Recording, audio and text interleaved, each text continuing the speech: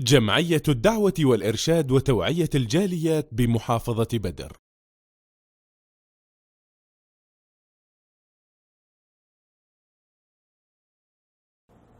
الحمد للہ رب العالمین والصلاة والسلام علی اشرف الانبیاء والمرسلین اما بعد۔ محترم سامعین و ناظرین، اللہ تعالیٰ نے ہر انسان کو اپنی عبادت کے لیے پیدا کیا اور ہر انسان کو چاہیے کہ وہ اپنا ہر لمحہ، اپنا ہر منٹ اللہ تعالیٰ کے بتلائے ہوئے اصولوں اور قواعد کے مطابق گزارے اور اللہ رب العالمین کا تقرب اور اللہ کی خوشنودی حاصل کرنے کی کوشش اور جستجو کریں۔ ویسے تو ہمیں ہر لمحہ اللہ کی عبادت کرنی چاہیے، ہر لمحہ ہی ہمارے لیے قیمتی اور ہمارے لیے فائدے والا ہے، لیکن اللہ تعالیٰ نے ہمارے نامہ اعمال کو سنوارنے کے لیے اور ہمارے فائدے کے لیے کچھ دنوں کو حسین کر دیا ہے، خوبصورت کر دیا ہے، نیکیوں کے اعتبار سے، اعمال کے اعتبار سے، اجر و ثواب کے اعتبار سے۔ اور ان خوبصورت دنوں کے اندر ذو الحجہ کے پہلے 10 دن ہیں۔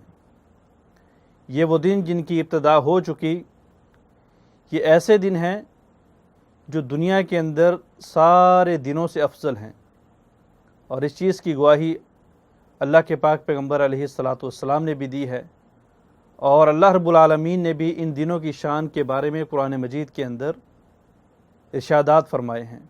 فرمایا والفجر ولیال عشر، مجھے قسم ہے وقت فجر کی اور مجھے قسم ہے 10 راتوں کی۔ یہ 10 راتیں کون سی ہیں؟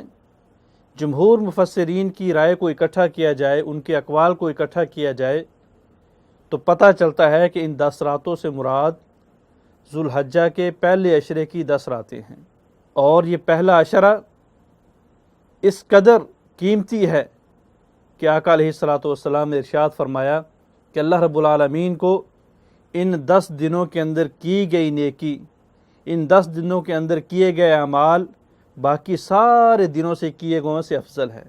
صحابہ کرام نے پوچھا اللہ کے رسول، کیا اگر کوئی انسان 10 دن اللہ کے راستے میں یعنی جہاد کے اندر گزارے پھر بھی ان 10 دنوں کی فضیلت زیادہ ہے، ان 10 دنوں کی اہمیت زیادہ ہے؟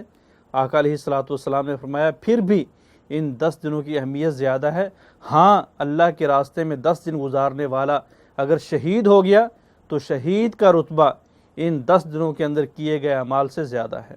یہ ایسا عشرہ ہے، سلف صالحین ان 10 دنوں کے اندر کمر بستہ ہو جایا کرتے تھے، زیادہ سے زیادہ عبادات کیا کرتے تھے، زیادہ سے زیادہ نیکیاں کیا کرتے تھے، اور اگر تاریخ پڑھی جائے، دیکھا جائے، علماء کرام کو، فقہائے اعظام کے اقوال کو اکٹھا کیا جائے تو پتہ چلتا ہے کہ سلف صالحین 3 عشروں کی بڑی قدر کیا کرتے تھے۔ پہلا عشرہ رمضان کا آخری 10 راتیں، دوسرا عشرہ ذو الحجہ کے پہلے 10 دن، اور تیسرا عشرہ محرم کے پہلے 10 دن۔ کیوں ایسا کیا کرتے تھے؟ مقصد کیا تھا؟ مقصد یہ تھا، امام ابن حجر عسقلانی رحمہ اللہ فرماتے ہیں کہ اللہ تعالیٰ نے جو عبادات ان 10 دنوں کے اندر اکٹھی فرما دی ہیں پورے سال کے اندر باقی دنوں کے اندر اکٹھی نہیں فرمائی۔ ان 10 دنوں کے اندر اللہ رب العالمین نے امہات العبادات کو جمع کر دیا ہے۔ امہات العبادات سے مراد نماز ہے، روزہ ہے، حج ہے، اسی طرح جو ہے وہ صدقہ و خیرات ہے۔ تو یہ سارے کے سارے اعمال اگر بیک وقت کسی دنوں کے اندر جمع ہوتے ہیں تو یہ ذو الحجہ کا پہلا عشرہ ہے۔ ذو الحجہ کا پہلا عشرہ فضیلت والا کیوں ہے؟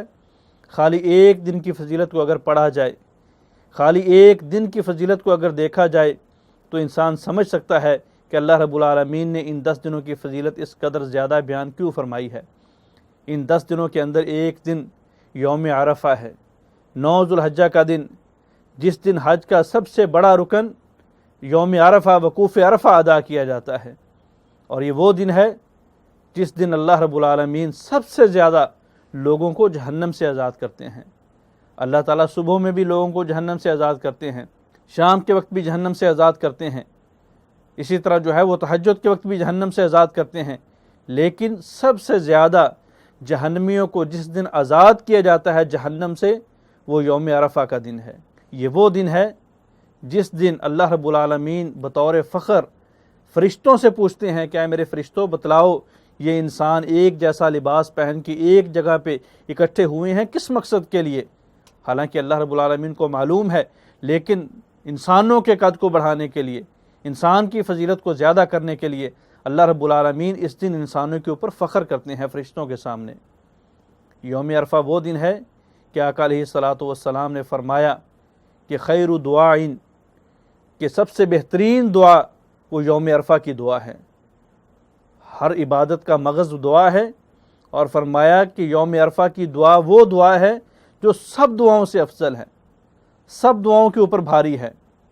اور ان 10 دنوں کے اندر یوم عرفہ وہ دن ہے جس کے بارے میں پاک پیغمبر علیہ الصلاۃ والسلام نے فرمایا کہ جو آدمی اس دن کا روزہ رکھے گا اللہ رب العالمین 2 سال کے گناہ معاف کر دیں گے، ایک وہ سال جو پہلے گزر چکا اور ایک وہ سال جو آنے والا ہے۔